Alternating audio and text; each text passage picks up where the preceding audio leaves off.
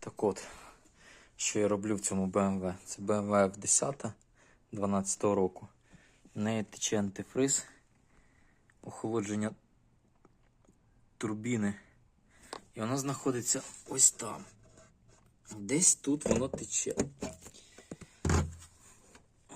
Не знаю, видно, не видно. Але десь там воно тече. Власне, я вже зняв бак охолоджуючої рідини розширюючий. Тут стояв.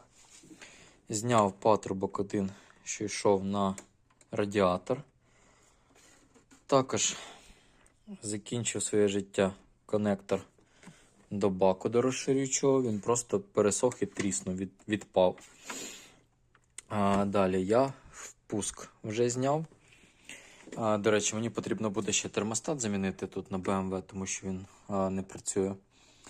Ну і на турбіні.